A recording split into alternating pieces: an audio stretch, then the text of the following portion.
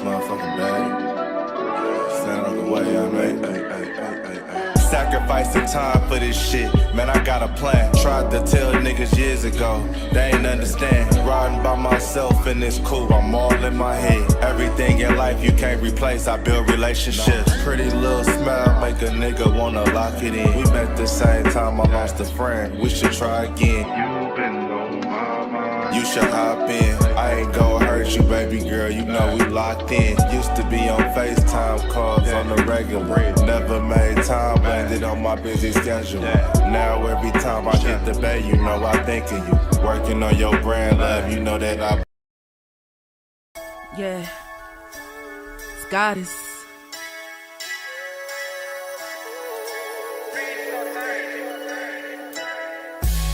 And I'm a day one type of girl. Ain't nothing wishy-washy over here. I don't jump around, stick to one side. Yeah, the silver, the blue, we got them in their feelings.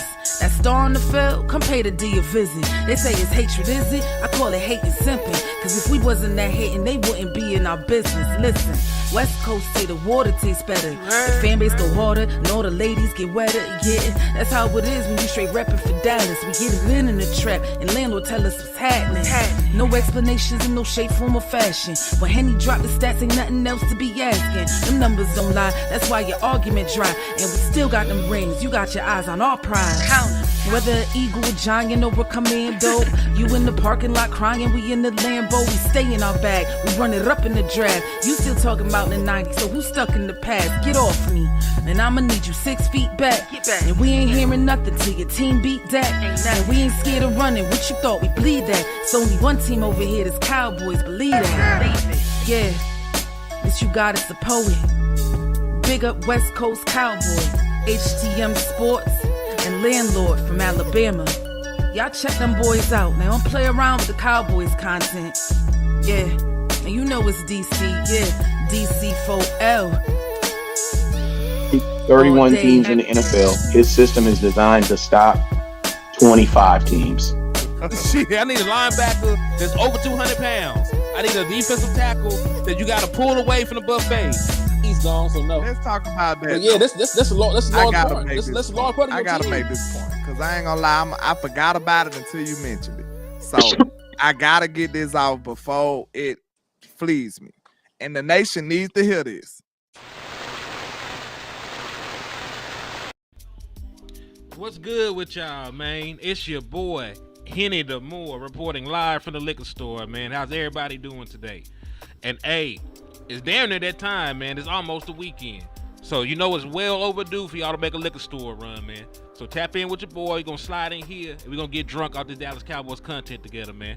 And hey, I see all y'all in the chat box already, man. Stoodwood Cowboy said, what up, Henny? That intro song smooth like jamming DJ Screw on a fresh set of elbows and vogues. Slow, loud, and banging. I heard that. My boy Kelvin Hicks in the building. T-Smooth TV. Brandon J 2024. What's good with you, man? How y'all boys living? I appreciate y'all for tapping in and showing love and support to the channel, man. And hey, we got a lot to discuss over here in the liquor store, man. We got to talk about Dak Prescott, CeeDee Lamb, some of this contract discussion. We got to discuss who the hell is this Nick Anderson kid they are mocking to the Dallas Cowboys. We got to discuss a bunch of things, man. But before I get too far ahead of myself, I need y'all good people to first and foremost hit that like button. The more likes that we get on the platform, the more that the algorithm fools with us, man. So if you got love for Hennythemoor, you want the liquor store to grow and thrive and flourish, hit that like button, man. And listen, it ain't gonna cost you a dime. It helps out with the algorithm, puts the content in front of more people. And hey, you know, it goes a long way in helping your boy out. So make sure you hit that like button. After you hit that like button, I need y'all to turn right back around and hit that share button. Because I know your mama, your auntie, your cousin, somebody that you love growing up and told you to share and is caring. And we also believe in manifestation inside of the liquor store. We're trying to wheel the damn Dallas Cowboys to title number 6 in 2024. So you want the Dallas Cowboys to win that 6th championship because you know they need all the help that they can get.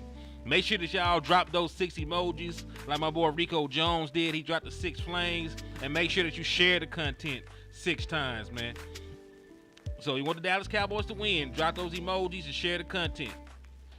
And last but certainly not least, I need y'all to slap the shit out of an Eagles fan, man. And listen, they're back around now. You know, they flying around, dive bumming, picking shit right off the ground. You know, right off the ground, going back, feeding it to their kids. They little nasty bastards like that. So if you can find one of the shit-eating birds and lay hands on them, I will be able to give you half off on all the merchandise inside the liquor store. And you know, we got exactly what you need to succeed over here, man. We got cow burritos, we got gin, we got hen, and everything else under the sun that can make you sin. So tap in with your boy, Hennythemoor, and come get drunk in the liquor store. And oh yeah, last but not least, if you want to support the content, Cash App is at the bottom, $ Hennythemoor, or you can hit the super chats or the super stickers. So without further ado, man, let's go ahead and dive head first into the content. So let's start with this. Do y'all personally believe? I'm not asking you what you heard on the radio. I ain't asking you what you heard on ESPN or any of the different letter networks and nothing like that. Do you honestly believe that the Dallas Cowboys have done enough in the offseason? Because the way that you've got to break it up, man, when you discuss like football, team building, different things like that, you got to break it up into quarters. Just like the actual game itself is played in 4 different quarters. Like the NFL season is really in 4 quarters. You have the off season where there's player acquisition. You're trying to sign guys. You're drafting guys. Free agency, right? The first part of free agency. Then after the off season, you have the preseason. Now preseason is important because you're doing evaluation. You're finalizing your roster. You're trying to see what your initial team's going to look like going into week 1. So that's what you're doing a lot of player evaluation for second-year players, rookie players, guys coming back from injury.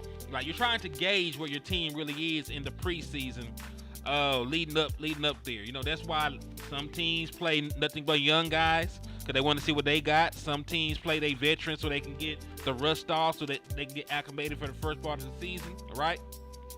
Then you got the regular season, and then you got the postseason. So really, it's broken up into 4 parts when you think about, you know, the entirety of a football season: off season, preseason. Then you got the regular season and the postseason. So if we break it down, you know, if you break it down into a quarterly grade, what would you? Yeah, like Kelvin Hicks said, an F. He will give the Dallas Cowboys an F right now for what they done in the off season. And that's really an alley-oop, because that's what the graphic says, too. Matter of fact, I think the graphic was a little bit nicer. I think the graphic said a D. So if you look right here, according to Ralph Bacciano over there at Fox NFL Sports, they gave the Dallas Cowboys a failing grade in off-season acquisition, off-season moves. And I'm not sure they're looking at just the acquisition of veteran players, you know, in free agency, or if they're also weighing in what they did in the draft. But even if you combine them, when you look at the Dallas Cowboy draft, they drafted a lot of guys with potential, right? When we talk about Tyler Guyton, he got the physical attributes. He's 6'7", 6'8", whatever. Superb athlete, good footwork. Never actually played left tackle in Oklahoma. You know what I'm saying? It's going to be a learning curve in that regard. You talk about Nealon, like he's not going to be he's not a ready-made every down pass rusher just yet. Got all the physical tools, right? Even when you think about a guy like Cooper Beebe, who I love, I think Cooper Beebe will be great. He is also somebody that played primarily at a different position and this is going to be his first time being a full-time starter at the center position. Right, so even if you look at the draft, all the players got good physical attributes. You don't really know what you're going to get from them because most of these guys are going to be playing in a different position. Right, they're going to be playing in a different position first time in the NFL at that. So, you know, you don't really know what you got there. When you talk about free agency, the Dallas Cowboys have not signed their quarterback, have not signed their star wide receiver, have not thought about signing Micah Parsons, even though he's eligible. They have not addressed the defensive tackle position. In fact, at the defensive tackle position, you're getting weaker. The guy who was your number one graded the guy who was the number 1 graded run stopper on your team, who was Jonathan Hankins, is on a different team at this point. And then you're up here relying on a Justin Rogers, who's a 7th round pick, Monty Smith coming off of surgery. Like, it's crazy, man. So in your opinion, what grade would you give the Dallas Cowboys for their offseason? You can include the draft, you can include preseason. But is this fair? Normally I call it bad. I call this shit bad list season, because folks out here just trying to put lists together to get engagements. But I do agree with this, man. Like, on the cool, I think the Dallas Cowboys did not have a great offseason. I don't think they had a great offseason at all. So, matter of fact, I'm going to put a poll in the chat box, man. Great Cowboys offseason.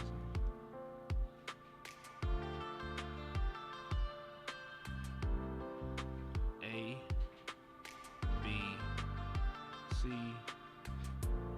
D.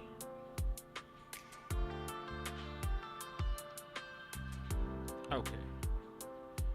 So here we go. I just started the poll, man. And shout out to the members sliding in too, man. I see my boy Desmond Ironman, a member in the building. Salute to you. And hey, we got memberships in the liquor store. If you want exclusive content, just for members, just tap in. We're gonna be dropping some exclusive stuff, some exclusive videos that only members will see. So if you want to get in on that, just go on and you can join and become a member. And to do so, when you click the support button, you got the $sign, and you go down, you see the super stickers and the super chats. The memberships is underneath them, and you can sign up, get whatever package you want. But yeah, we will be dropping exclusive content for just the members. Cause yeah, see there, like he got his own exclusive emojis. We got the HTM emojis. We're gonna add more though. My boy Revelation Journalist said, hey, HTM, it's not about football with Stephen Jones, who has banished Jerry Pappy Jones to the Cowboy Tower like in the movie Man of Honor. Man, it's sad, though, because listen, I think I said this the other day when we did a show. Like, nobody... He said, yeah, the subscription is less than a bag of chips. Make sure to subscribe to the liquor store. That's love right there, Desmond. I mean, I appreciate you. But yeah, man, I think I said this the other day, if we being honest.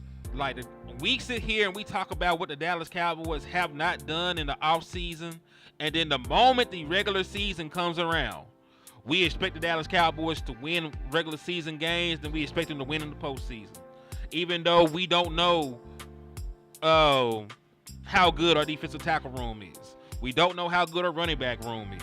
We know for a fact that we have some questionable depth behind CeeDee Lamb in regards to receiving threats.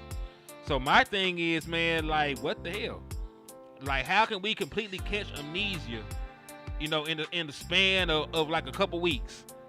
Because listen, the moment that preseason kicks off and we seeing these young guys in in pads and jerseys for the first time, getting some game action, we tend to forget what the hell is wrong with the team right then and there. Right then and there. Like, none of our issues have been addressed in stopping the run, running the football. None of that. Washington's quarterback, Jaden Daniels, who was the 2nd overall pick. I also said that Jaden Daniels, this is neither here nor there, but I also said that Jaden Daniels was the best quarterback in this draft. I'm not buying into the Caleb Williams hype. Give me Jaden Daniels. I said Jaden Daniels was the best one. And I got receipts too. Y'all think I'm capping. So y'all can hold my feet to the fire if he doesn't play well, or if he does go out there and ball, which I believe he will. Y'all be like, damn, Henny be on it. You know what I'm saying?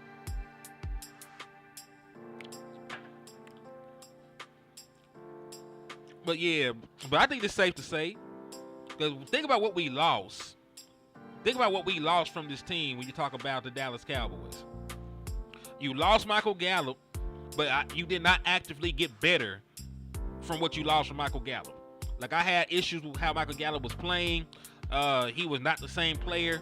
But at the same time, usually when you lose a player, I want to add somebody that is for sure better than him. Right? So we lost Michael Gallup. we got question marks about what these other wide receivers behind CeeDee Lamb can even do. So I would have been more comfortable with them drafting a receiver in the first couple of rounds, signing a veteran to give you a little bit more besides agent Brandon Cooks, right? Then we talk about defensive tackle, Micah Smith coming off an injury. Again, you let Jonathan Hankins walk for next to nothing. The amount of money that he's making there, it's not even that much. I don't even think it's a full $1 million difference in between what he's making there than what he's making here. You know what I'm saying? If the Dallas Cowboys really, really wanted to keep Jonathan Hankins, they could have done so easily. So you lost Hankins, and you did not improve at that position. Because asking Micah Smith to come right off of rehabbing and play a bigger role is something that the Dallas Cowboys have tried and failed multiple times. You just asked Tony Pollard to do the same thing. You asked Tony Pollard to come off of a broken leg and take up a bigger workload than what he had originally had before he got injured. And you thought that shit was going to work out without having another running back out there, right? Then you think about it. You lost Tyron Smith and replaced him with a rookie left tackle who has not played the position yet. He never played the position before. The only saving grace that you can give to the Dallas Cowboys is that they have a decent track record of drafting offensive linemen. Like, I can't lie to you. They be trying all kinds of bullshit at offensive linemen, and listen, if they do it in the first round, it works. When you do it in the first round, it works. Right? Then you lost Tony Pollard. Now, adding Ezekiel Elliott helps. It does.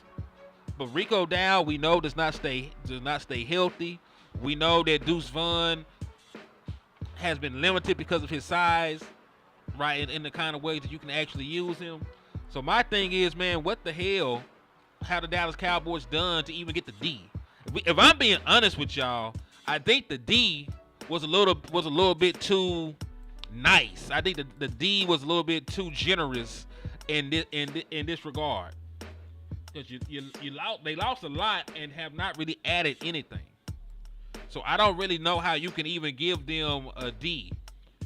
You know what I'm saying? Like, a D is like a 59.9 or a 60. You know what I'm saying? Like, you did something to get some points. You know, they didn't do enough to get no 60. Like, they signed their name on the paper and handed that bitch in. They signed their name on the paper.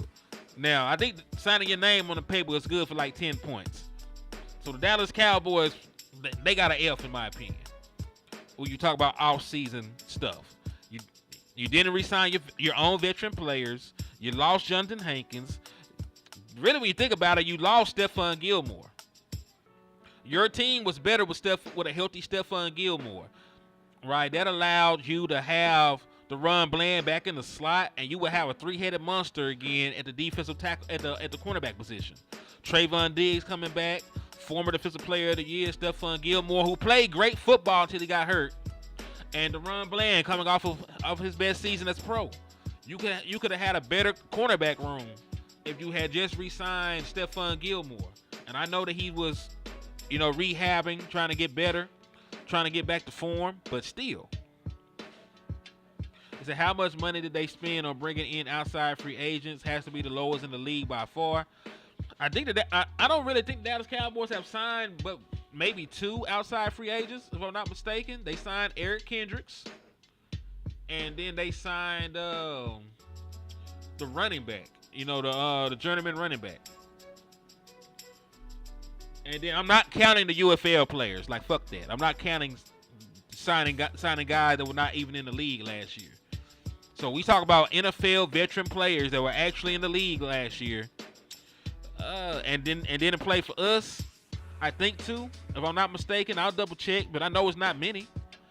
And neither one of them were top high paid players in the least bit. Right? So I don't know, man. I just don't know. Dallas Cowboys just frustrate me at this point, because I feel like we have the bones of being a good team, but we never do enough to get over the hump. Like, we never do enough to say, I feel comfortable with this running back room. They never do enough to say, I feel comfortable with the defensive tackle room. I feel comfortable. Like, for real though. Like, what do you feel? What group? Right? What group do you feel comfortable with? You can't even say wide receiver, because as a group, you feel comfortable with CeeDee Lamb. That's who you feel comfortable with, is CeeDee Lamb.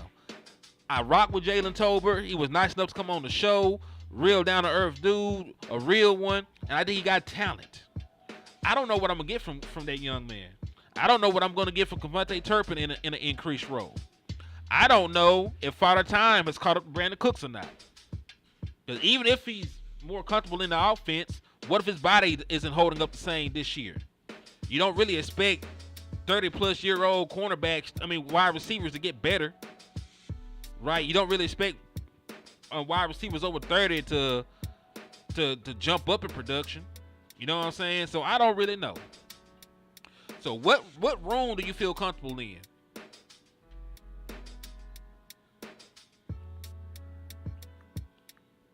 I agree, JVB boy. Landlord, I thought it's Thursday, man. Y'all doing Boss Land. I didn't even think to ask you to do a show. My bad, man. And hey, shout out to my boy Landlord in the chat box, man. He said, this is why Arkansas will never win another ring. Folks like you, bro. Why you ain't hit me up? See, man, I thought you were getting ready for do a show right at this moment, man. I ain't know. I had no earthly idea you were finna you would have been down to do a show. But yeah, y'all make sure y'all show my boy some love, man. He is the most nefarious, diabolical, evil, underhanded, slimy, grimy, conniving, sinister person that I know. But he's still my boy, so you gotta go show some love to the trap. He said, Father Time got Cook's braids, man.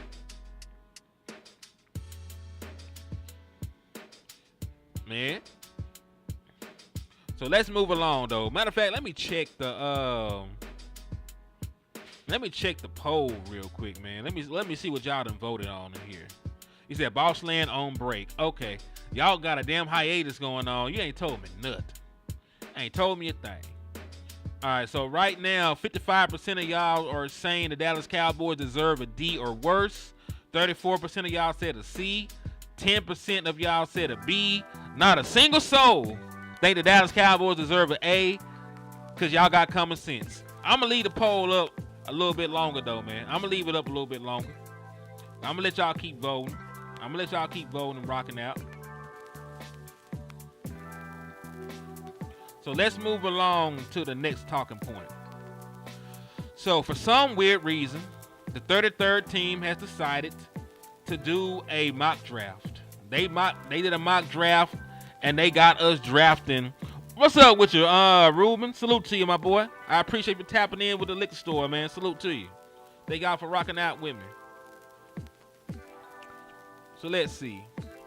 All right, so the 33rd team. Again, I have no idea why they got a damn mock draft already. They ain't seen not a soul play. They don't know what the hell going on. They don't know who's good, who's bad. They did a mock draft any damn way. And in this mock draft, they got your Dallas Cowboys selecting wide receiver Nick Anderson. So, Landlord, if you're still in the chat, they say that the Dallas Cowboys are going to finally do the right thing and get a first-round wide receiver. I don't know if it's going to be too late by then, but they said next year the Dallas Cowboys are going wide receiver in the first round. Now, first and foremost, this is broken up in two parts. One, who the fuck is Nick Anderson? Right, we're going to talk about that.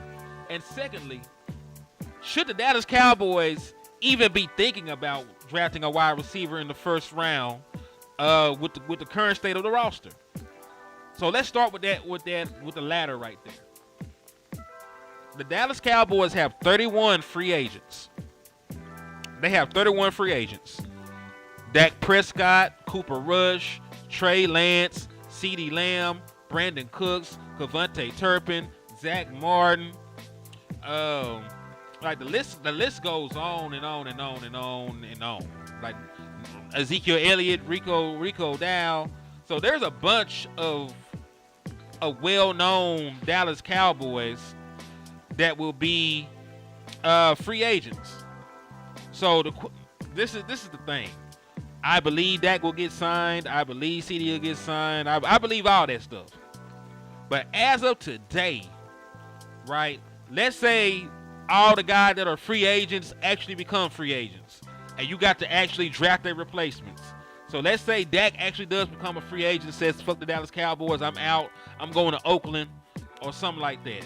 Let's say CeeDee Lamb becomes a free agent, and they don't tag him, right? Because, stupider things have happened. Between replacing Dak Prescott and replacing CeeDee Lamb, which one would y'all make a priority? Which one would y'all make a priority? Replacing Dak Prescott or replacing CeeDee Lamb if they became free agents next year? Now, I love drafting wide receiver in the first round. But Shadur, he said Shadur, but JM, at pick number 25, and that's another thing, right? If I'm picking at pick number 25, I don't think Shadur will be there. So it also comes to a question, which is a very good point, bro. I'm glad you dropped that name.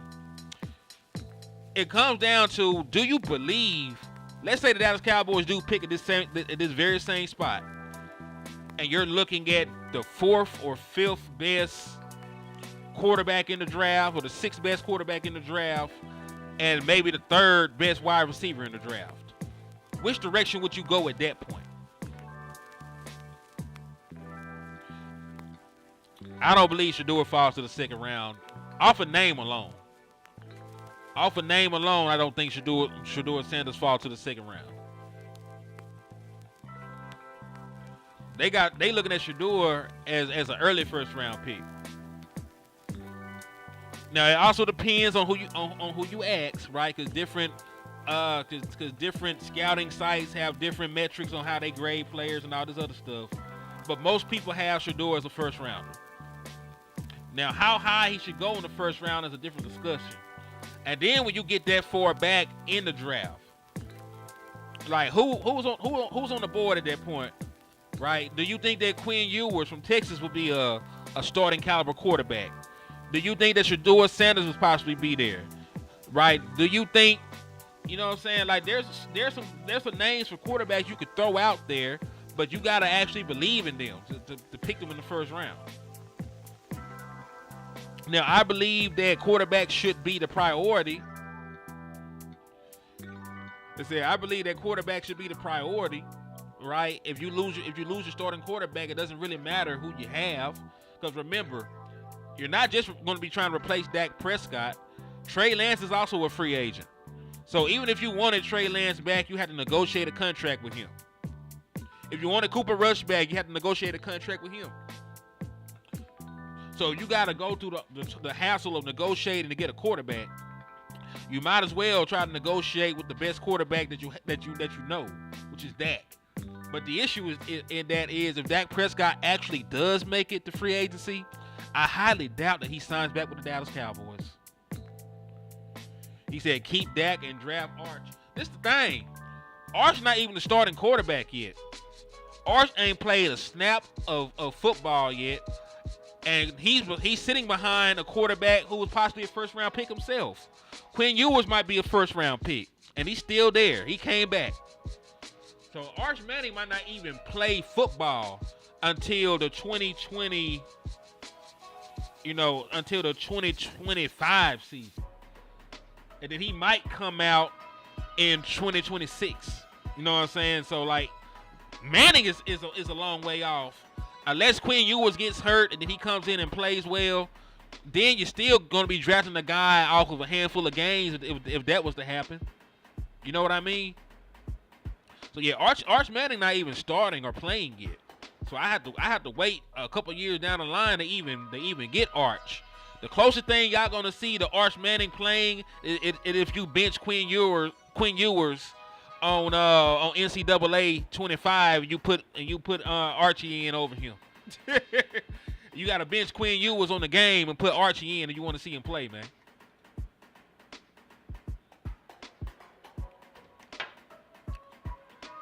But I did a bunch of rambling about possibilities and stuff. But let's go ahead and actually talk about who the hell Nick Anderson is.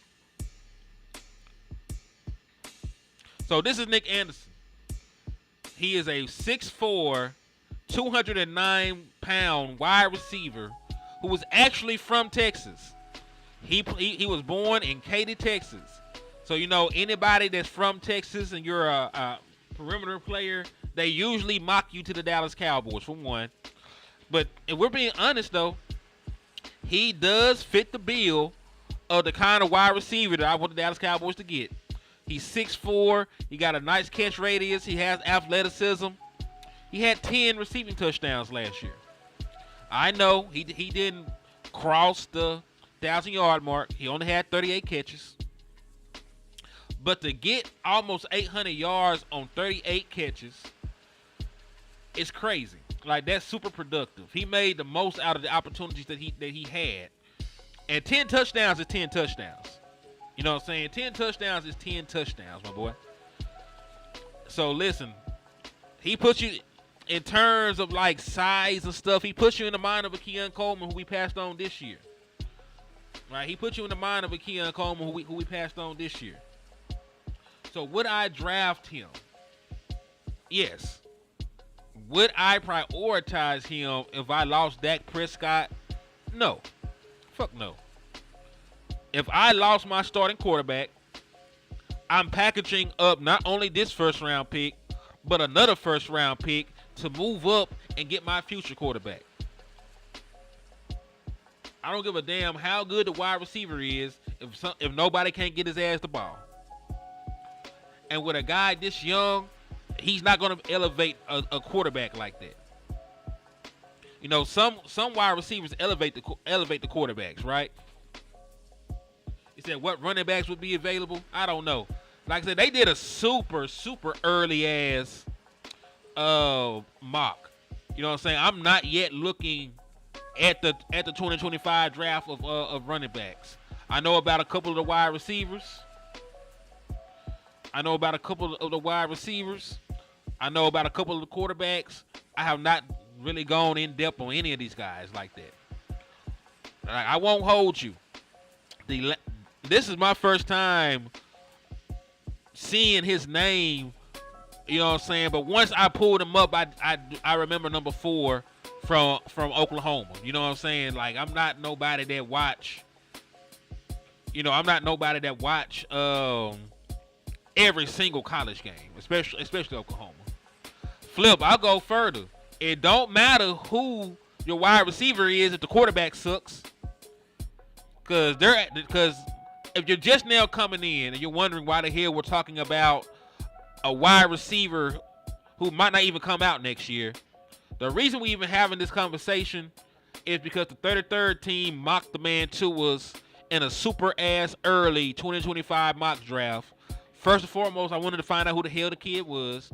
And then I also wanted to talk to y'all about, should we even be worried about drafting a wide receiver in 2025? You got 31 free agents, all your quarterbacks included. Dak, Cooper Rush, Trey Lance. All of your quarterbacks are free agents. Zach Martin might retire. Right? Ezekiel Elliott is a free agent. Rico Dowdle is a free agent. So I get it. Because, you know, CeeDee Lamb and Brandon Cooks and Kevontae Turpin will be free agents next year as well.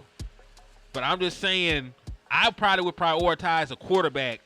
Like, like in a scenario where everybody is a free agent, actually hits the free agent market, I would prioritize a quarterback over a wide receiver. I would package this pick and next year's pick and go get the future quarterback. It doesn't really matter who y'all think it is. Y'all can insert names right there. But if you ain't got a quarterback, you really ain't got shit. And then I could work on signing veteran offensive linemen at that point. He said next year is fine to draft a wide receiver. it's fine to draft a wide receiver if we keep our other vets. If we keep Dak, we keep CeeDee Lamb. You know, we find we talk Zach Martin to come back for another year or something, or we pick up interior offensive lineman in free agency. I'm fine with it at that point. But I'm saying in a scenario, if all the 31 free agents that we have hit the open market, which is not likely, but I'm just saying hypothetically, if we're talking about order of operation, what's more important? If all these guys that are set to become free agents actually do, it's more important to replace the quarterback than the wide receiver. And as you said so yourself, it might be more important to replace Zach Martin than one of the wideouts. Now, I would draft a wide receiver still in the second round, but if we're talking about order of operation, we talk about first round pick, and we losing all those guys, I probably would have to prioritize a quarterback. Because no matter how good your wide receiving core is, if the quarterback is sorry, you know what I'm saying, it doesn't really matter. If he can't get him the ball consistently, if he's not, careful with the ball, turning the ball over, you're not going to win games. You know what I mean? The Denver Broncos had a great wide receiving core together. Jerry Jeudy, Cortland Sutton. What's the boy named Patrick? See, you talk about we already replaced Zach Martin. The guy that you said we're going to replace Zach Martin is playing center. So even if you kick him over, you'll still need another starting center. So you still got a hole in the interior offensive line no matter what you do. So let's say you let Cooper Beebe play center this year, and then you move him to right guard when Zach Martin leaves. You still got to find a center.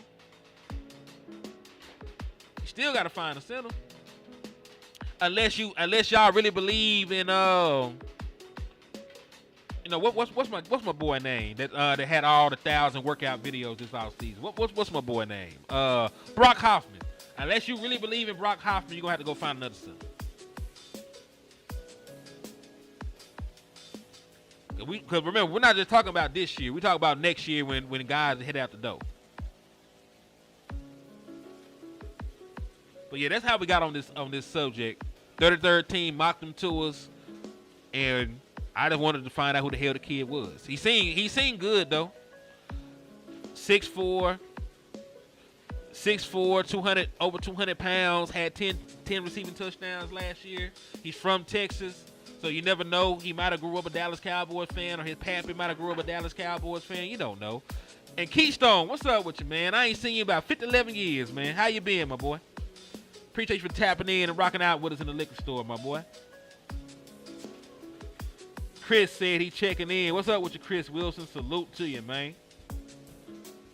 And hey, everybody that just now coming into the liquor store, man, I need y'all to do me a favor. Hit that like button. Hit that share button. Slap the shit out that Eagles fan, and if you want to show some love, hit that Cash App or hit that Super Chat, man. Speaking of which, shout out to Mafia Bets. Mafia Bets was the one that actually won the raffle. So when y'all see Mafia, let them know. Let them know.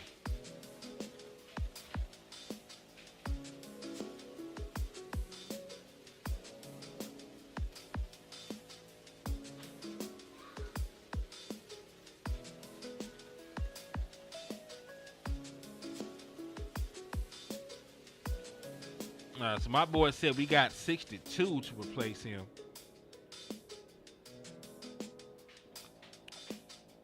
We'll see, man.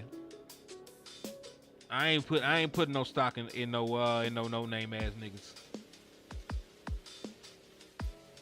He said better off rebuilding the D line. And this is the thing. I don't think it's fair to Mozzie, because it takes time for defensive tackles to even mature. Like, we're not supposed to be talking about Mozzie as being a starting, capable defensive tackle to year 3.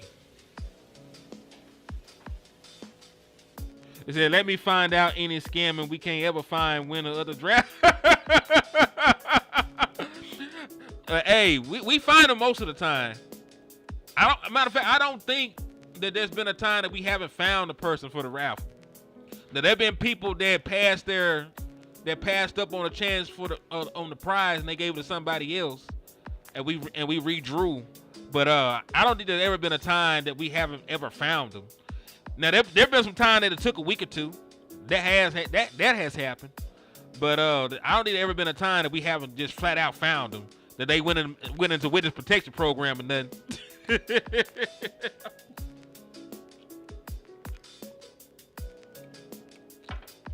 Oh man. My boy said, we better not find out Henny out this bitch finessing. We don't do that over here, man. That's landlord now. That's a trap. Where they nefarious. No, I'm leaving my boy alone. He be on the up and up too, man. He be on the up and up too.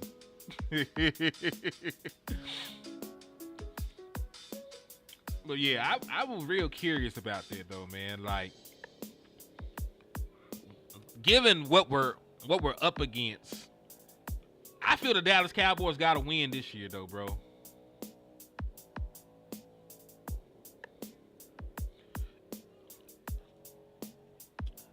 Like the Dallas, like I'm just concerned, man. Like 31 free agents, and you haven't even moved to sign your most important ones.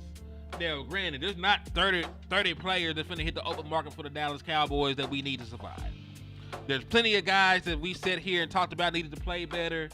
Plenty of guys we said that probably shouldn't get as much PT as they get. Excuse me. But there are some guys filtered in there that need to be re-signed. There's also guys coming up that need contract. Bland will be eligible for a contract next year. Jake Ferguson, Tyler Smith. Right? They're not flat out free agents, but they become eligible for contract extensions. So I just got to see the Dallas Cowboys do more. I do have to see them do more. So let's move along to this one, to the next talking point. About one of those guys that need to get paid. Because listen, if the Dallas Cowboys re-sign CeeDee Lamb, they re-sign Dak, I don't mind pairing CeeDee Lamb with another wide receiver because I believe that's the right thing to do anyway. Right? I just need the Dallas Cowboys to take care of the most important shit first. And one of the reasons why I need them to re-sign my boy CeeDee Lamb, look at this shit. Most receiving touchdowns since 2020, including the playoffs. I know it's cut off a little bit, but that's what it says, including the playoffs. So Gabe Davis got 33, so does CeeDee Lamb. CeeDee Lamb has the most touchdowns in the NFL since 2020 when he came in as a rookie. When he came in as a rookie out of Oklahoma. He's had the most productions in terms of scoring touchdowns. More than Jamar Chase, more than Justin Jefferson, more than Devontae Adams, who was like that when he got in, more than D-Hop, more than Tyreek Hill, more than any of these other named wide receivers that y'all could throw out there. CeeDee Lamb has been the most productive in terms of getting into the end zone, in terms of scoring touchdowns, in terms of putting your team in the best position to win. CeeDee Lamb has done that a lot. So the fact that we're sitting here still in contract negotiations with arguably the best wide receiver in the National Football League is beyond me. And shout out to my boy Justin Kitchen signing in too, man. I see my boy with the 6 championship trophies helping us practice manifestation in the liquor store, man. I appreciate you for rocking with us, man. Salute to you.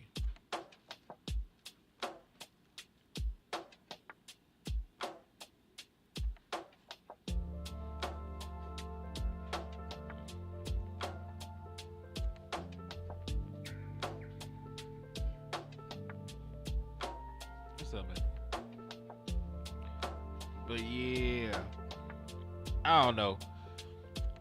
And hey, I did see that coming earlier. You said that CeeDee's not worth 30. If CeeDee Lamb is not worth 30 million, there's not a wide receiver in the league worth 30 million. The guy with the most touchdowns since he came in the league got to be worth 30. Got to be worth 30. Because listen, you can't say that CeeDee Lamb ain't worth 30, and then you got Amon-Ra St. Brown making 30, and he's not the same caliber of wide receiver as CeeDee Lamb. He's dope. He's a great wide receiver. But CeeDee Lamb's better. A.J. Brown is a dope wide receiver. He's great. He played for the Eagles, but, you know, you got to get a paycheck. No, there's only 32 teams in the National Football League. You got to play for somebody. He's a great wide receiver, but CeeDee Lamb is better, in my opinion. You know what I'm saying? If those guys are getting 30+ million, 32 million, why can't CeeDee Lamb get his 33, 34, 35? Right? Why CeeDee Lamb can't eat and everybody else is at the table with their bellies full? You know what I'm saying?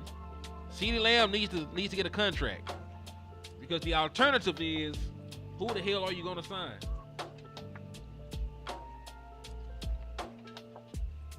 You know what I'm saying? Who else you going to sign with that money? You ain't got nobody else. Because whether you believe that he's the best wide receiver or not, he's the best option that you have. Yeah, he's worth 30. You got to remember, man, the market is what the market is. The market is what the market is. Let's listen. At the time, you know, at the time, yeah, there would have been a point in time where CeeDee Lamb was worth 28 million or 27 million. Because that's what the wide receiver market was. But now that the Dallas Cowboys have waited, they've multiple times since CeeDee Lamb transcended to being an all-pro caliber wide receiver. The market now is $35 million for a wide receiver of his pedigree. He's had back-to-back all-pro selections. The most touchdowns in the National Football League is coming in. He's broken numerous Dallas Cowboys franchise records. He's been one of the most consistent players in the National Football League since he's put on cleats. So you can't say that man isn't worth what the market value is. And every day I come across another metric and another graphic that shows why the Dallas Cowboys dragging their feet never made sense. Because even if you take away the touchdowns and the scores from this season, he would have still been towards the top after his first All-Pro season, when you could have got a more team-friendly deal at that point. You know what I'm saying? When he first was eligible for a contract extension, you did not have to wait for CeeDee Lamb to be playing on his fifth-year option, right, to try and work out a contract with him. Because there's been a lot of other wide receivers who've done less, who've proven less, who've shown less, who did not have to fight to get their money. And at some point it becomes, hey, Andrew, Gabe Davis a baller. He don't put up the passing, he don't put up the receiving numbers and yardage, but Gabe Davis shows up and he scores touchdowns, man. He scores touchdowns. He scores touchdowns. Like, Gabe Davis is not a bad wide receiver at all. He's just not a top-end wide receiver. But as a number two, Gabe Davis has shown it. Matter of fact, he went crazy in that Kansas City game in the postseason when they lost in overtime. You know what I'm saying? Like, Gabe Davis is consistently a 700-yard guy. Like, he's exactly what you want as like a 2 or a 3. 700 yards, 7 touchdowns, 800 yards, 7 touchdowns, consistently.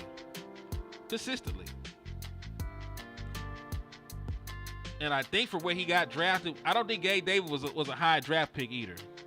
Yeah, Gabe Davis was a 4th round pick.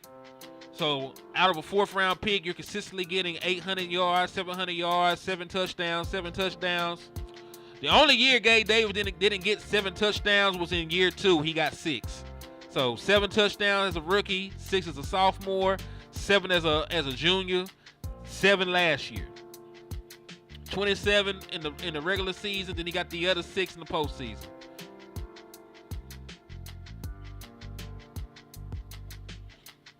Yeah, Gabe Davis is not a bad player. Listen, I would have signed Gabe Davis. I would have gave Gabe Davis a contract. Man, 6'2", has a penchant for getting into the end zone. I would have signed Gabe Davis.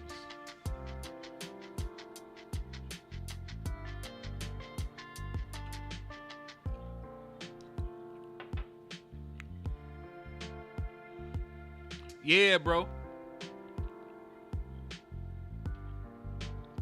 Yeah.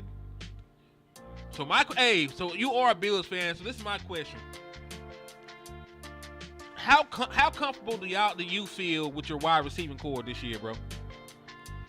Cause I like the Keon Coleman draft pick, but as a whole, how comfortable are you with the wide receiving core? Just a thought, because I got a question mark about my own wide receiving core. So y'all in a similar situation. I'm curious about how you feel about yours with the question marks that y'all have.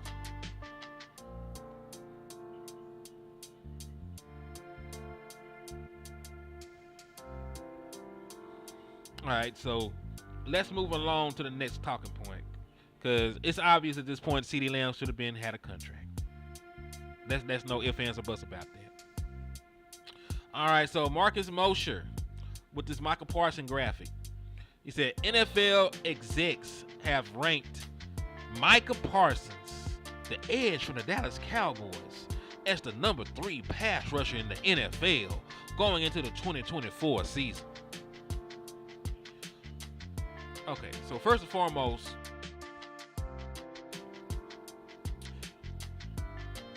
I'm going to ask y'all, is that just right?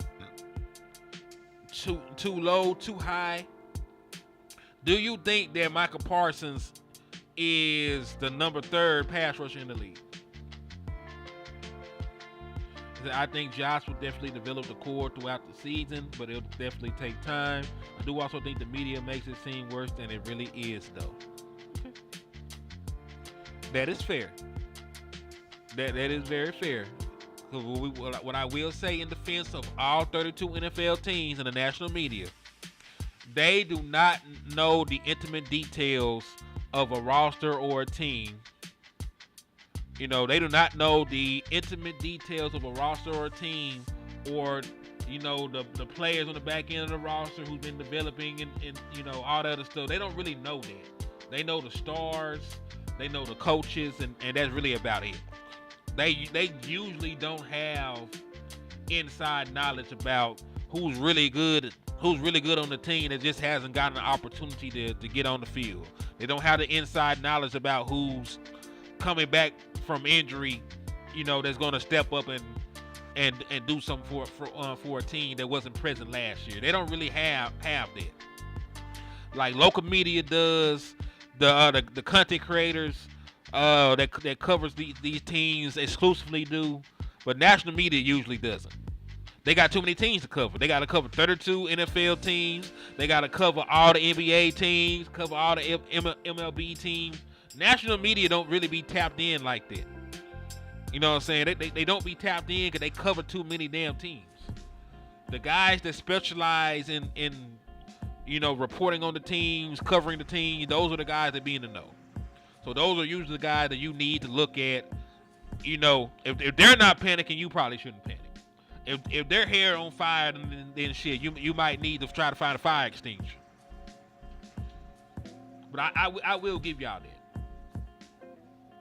National media doesn't usually be tapped in like that. That's why they always say Dak Prescott is going to fail. He's not going to throw this many touchdowns. He's going to lead the league in picks. Then he go out there 30 touchdowns, MVP runner-up and shit like that, right?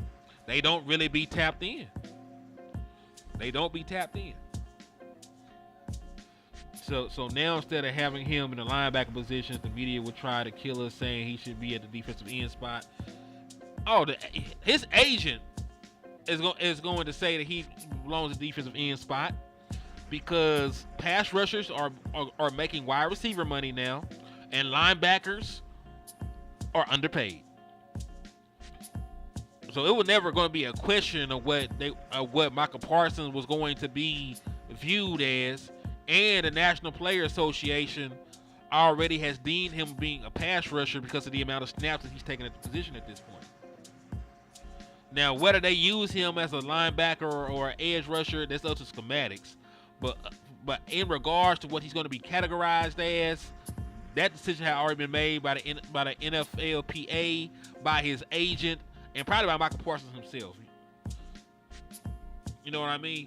Now, I'm sure that he'll play linebacker and he'll be willing to play linebacker just as long as he keeps his defensive end designation. He needs that bread. And I don't blame Cuz. But this is the thing. Is it fair to put Micah Parsons at number 3? Being unbiased. TJ Watt just won Defensive Player of the Year not too long ago. Nick Bosa just won Defensive Player of the Year not too long ago. Myles Garrett won Defensive Player of the Year last year. And all 3 of them guys play the same position as Micah Parsons. So is it fair to have Micah Parsons over one of the former Defensive Players of the Year going into 2024? Because one of those guys who just won Defensive Player of the Year would have to be out of the top 3 in order to make Micah Parsons to put him in there. So he would have to put Micah Parsons over Nick Bosa, or you have to put him over TJ Watt, or you have to put him over Myles Garrett. Right? So that's what you have to do to put Micah Parsons in the top 3 going into it. Of course they do. Do you remember when the Dallas Cowboys? Do you remember when the 5th-year option for Micah Parsons? Do you remember when the 5th-year option for Micah Parsons was finna be picked up, and then he got designated as an edge? Dallas Cowboys didn't do that. The NFLPA did that. They decide on what you get designated as depending on the amount of snaps that you take. Because remember, it's a union, and they want you to get the proper money for how you're being used. You know what I'm saying? So yeah, the NFLPA already designated him as an edge. That's why when his 5th-year option got picked up, as an edge player and not a linebacker. So he made the 5th-year option for an edge when it got picked up.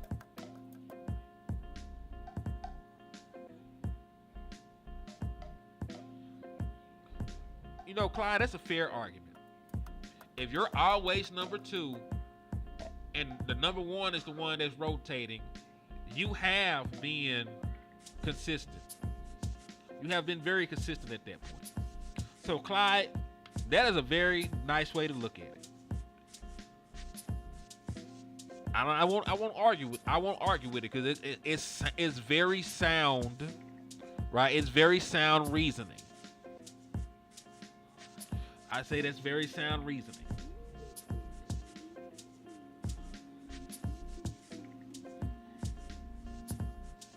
Let's see. Yeah, I say a few are.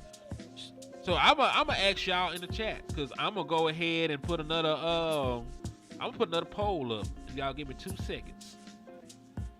Give your boy 2 seconds. We gonna get another poll up in here real quick, man.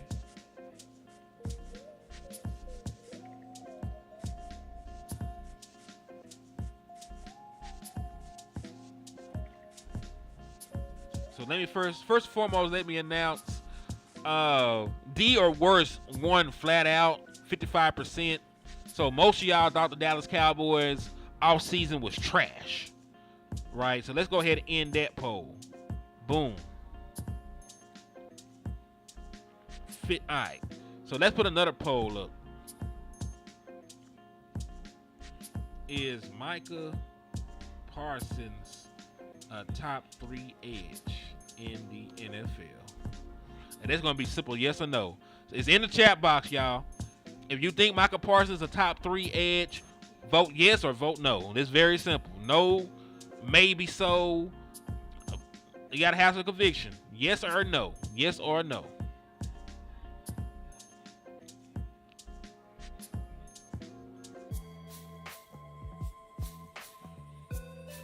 And this the thing. I don't know if he is or if he ain't. It's so close because he's always consistently at the top in sacks and pressures and all these other things. He always consistently in on the all-pro team, so it's not like he's top level. It just so happened that these other guys were the best at the position when they won those Defensive Player of the Years.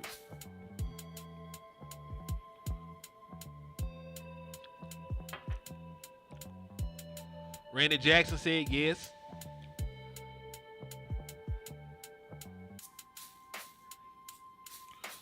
I agree with you, Clyde. I don't think it's out of line. I don't think it's out of line. Because you can make that argument and say, hey, Micah Parsons has consistently been one of the best guys in the league. You can give him the nod. And you can look at it the other way like we did when we first got on here. These other guys were at the pinnacle.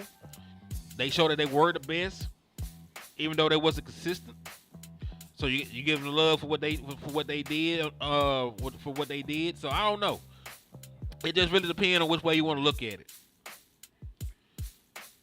It's not crazy either way. If you wanted to say he was the fourth best defensive player, I wouldn't fight you. If you wanted to say he was the second or the third, or maybe the best, right? You make the argument that I'm always in the running every year, and y'all ain't consistent like me. Y'all can't keep up with the pace like me.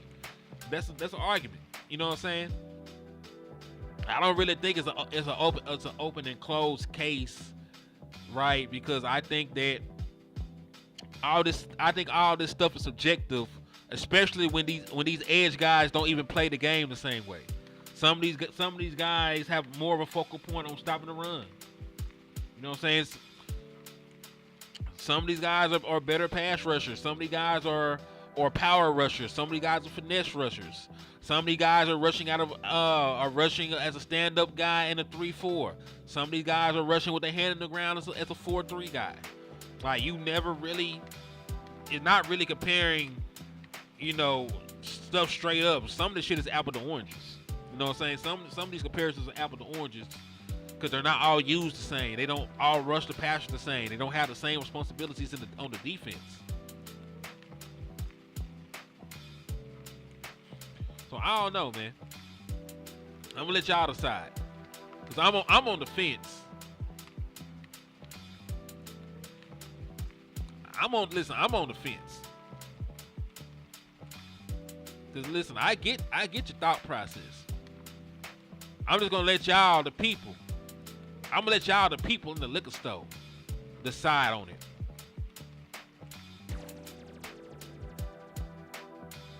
Overwhelmingly, I see a bunch of yeses so far.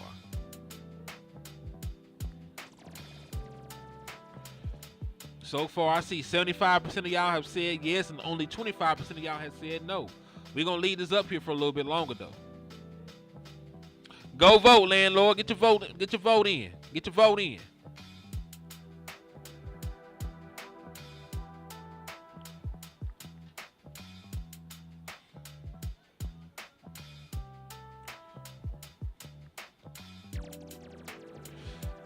Oh yeah, they be putting Micah Parsons in finishing moves. I done seen Micah Parsons in the Cobra Clutch. I seen him in the rear naked choke. I seen him in the full Nelson. They trying to take him out the game. Like they trying to make him tap out that mug. Yeah, they got every wrestling hold in the world on Micah Parsons. I even seen a bear hug. I even seen a bear hug. You know how the old school wrestlers you just get put in the bear hug, man. Yeah, they did it to Micah. They did that to Micah. So I'll give that as well. They don't always call the game for Micah Parsons in the way that it should be called. Man, what you know about the Cobra Clutch, man?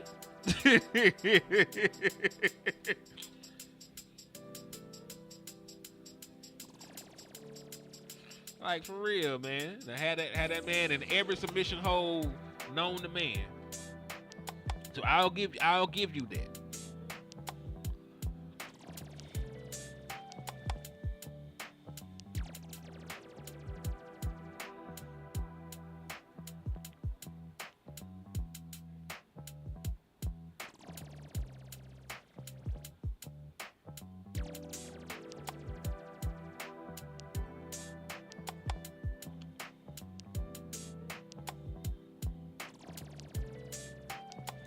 Yeah, man. So I don't know. I don't know.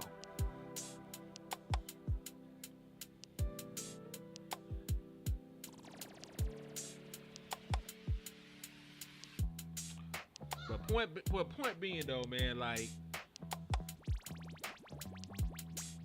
it does. At the end of the day, does it really matter if he's the second, the third, the fourth, the fifth?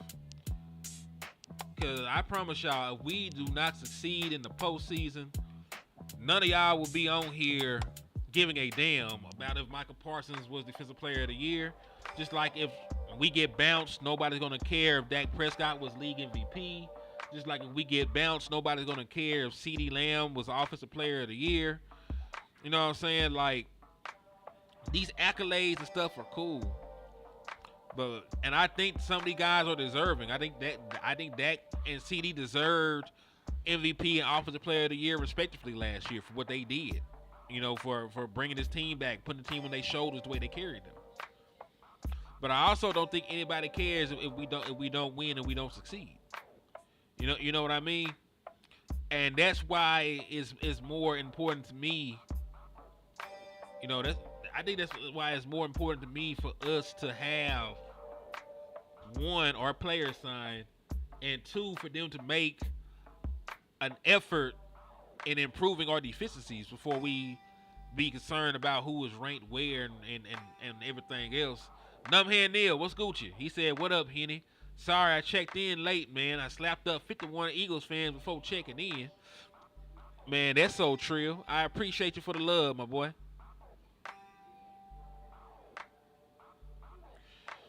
So yeah, listen, I am a guy that campaigns for all our players to get what they earned.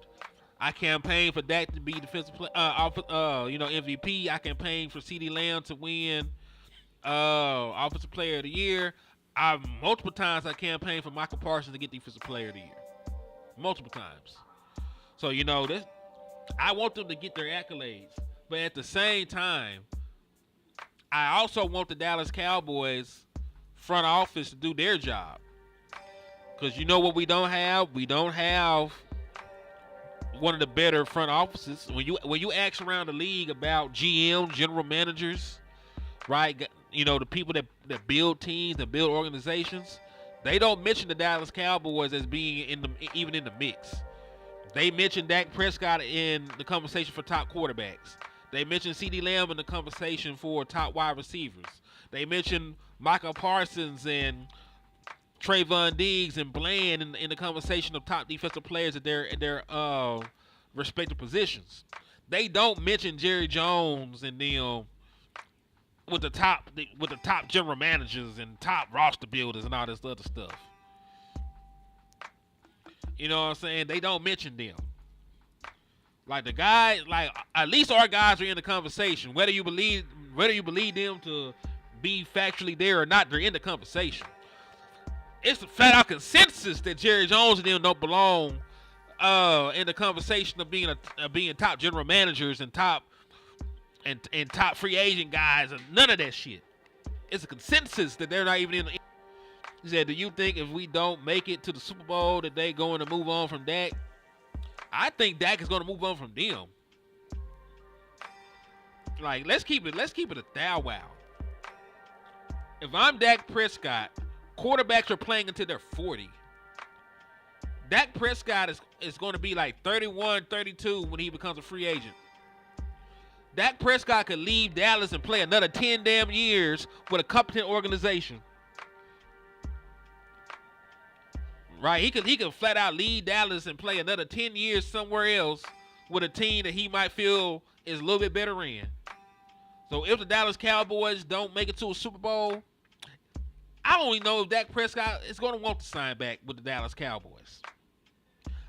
If he actually becomes a free agent, I don't know. With all the shit the Joneses do, the media circus, how a portion of the fans treat the man, I'm not sure if Dak Prescott is going to choose the damn Dallas Cowboys all over again. Let's keep it real with that. You know what I'm saying? We might have to find another quarterback. We might have to find another quarterback. Who's to say Dak Prescott won't go and sign with the New Orleans Saints, who is from his home state. Will McClay is well respected. But when you asked around in the polls for the front offices, when you ask around the league, do the Dallas Cowboys ever come up as a top 10 ran organization? Are they ever in the mix with these polls they put out? Do they ever say the Dallas Cowboys or a top team like that? And shout out to my boy Numbhead Neil. He said, tired of the Joneses and their boneheaded ways, man. They never pay their top players when it's time. Screws the Joneses and the team in the long run. Because remember, Will McClay is respected. Will McClay is not the GM either. That's why they never make the list, because Will McClay does a lot of stuff behind the scenes. He don't have the general manager title. They look at Jerry Jones and Stephen Jones and they're like, they incompetent. And even some of the good things that our boy Will McClay does, they be throwing monkey wrenches in they shit. Like, they be throwing monkey wrenches into plans sometimes.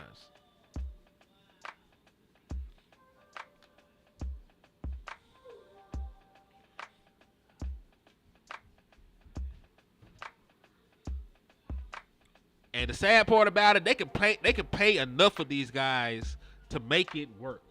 They can pay enough of these guys. Like that, we got 31 free agents, but on the cool. Out of that 30, how many of them do y'all really care about coming back? Y'all don't give a damn if Rico Dow comes back. Y'all don't give a damn if Cooper Rush resigns or if the backup quarterbacks resign. Y'all don't give a fuck. If we got Dak Prescott or if we draft another quarterback, y'all don't give a damn about that. You know what I'm saying? Like, there are guys that are going to be free agents that we don't give a fuck about.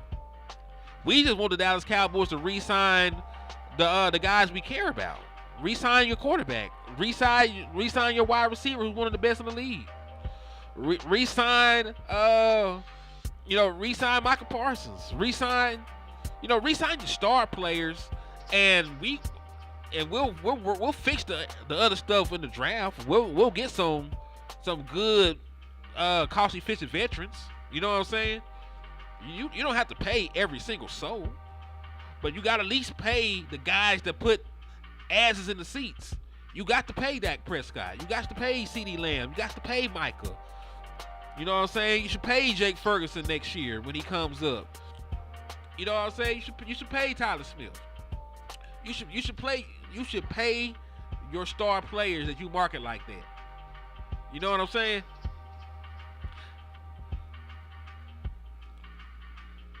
Because at the end of the day, the Dallas Cowboys still have a quota. There's a fixed amount that they got to spend.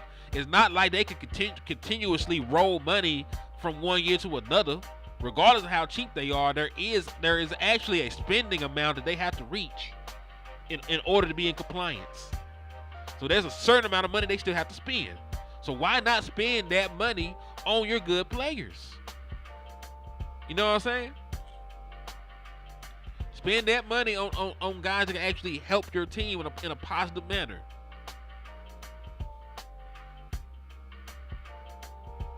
And while we're at it, you get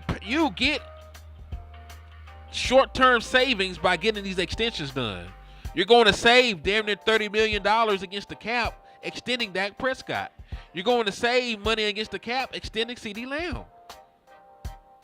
You know what I'm saying? You'll save a smidge of money extending Micah Parsons this year. That's the thing that they don't ever talk about. Short term, you save money, and then you can finance the rest of that shit over the lifetime of the contract. Braylon came through hollering about some 9 a game. I see you, boy. I ain't tripping.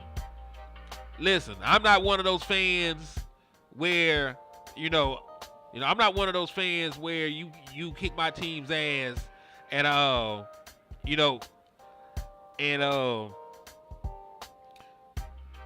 can't really say shit. You know what I'm saying? Like, y'all got the bragging rights at this point. Until we beat the fucking 49ers, y'all got bragging rights. So y'all can come in with that shit if you want to. I don't be tripping. You know what I'm saying?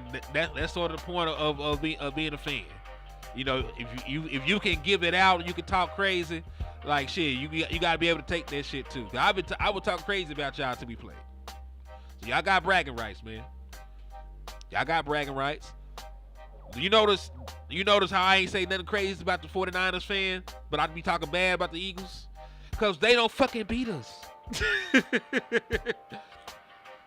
Like, I can't be sitting here showing respect to a team that never beats us. So, you know, that's why I usually have a different interaction with the 49ers than the shit eaters.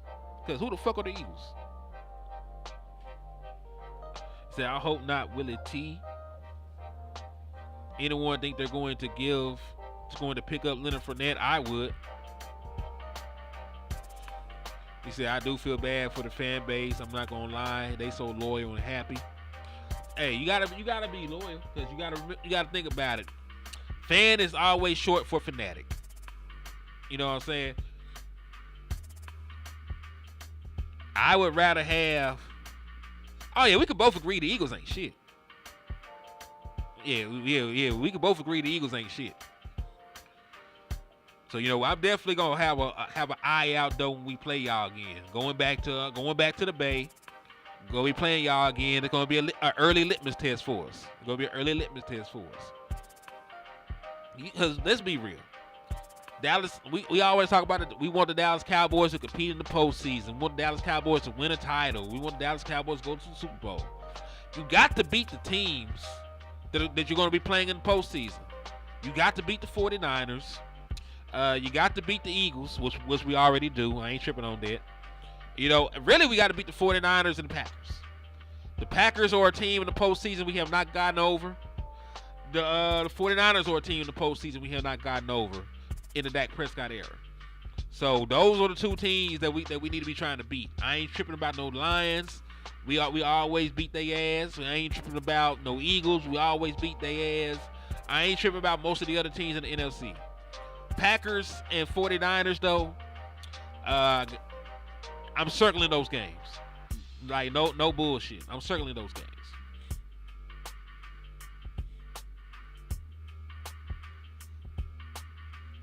My boy Azteca said, bang, bang, couldn't get that 6th ring. Choked 3 Super Bowls away with 3 different trash quarterbacks. Jesus. Azteca came in this bitch shooting. Oh, man. But, hey, we've been on here for an hour. I appreciate all y'all good people for sliding through, showing love, supporting the liquor store, man.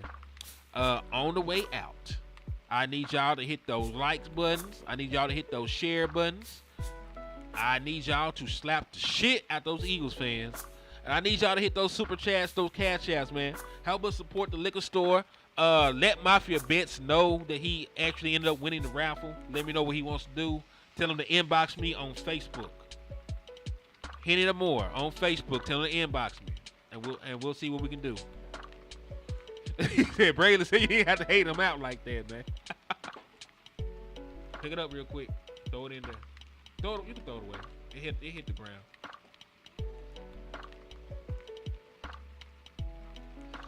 All right, but I'm going to get at y'all good people, man. Peace. God bless. I'm going to holler at y'all.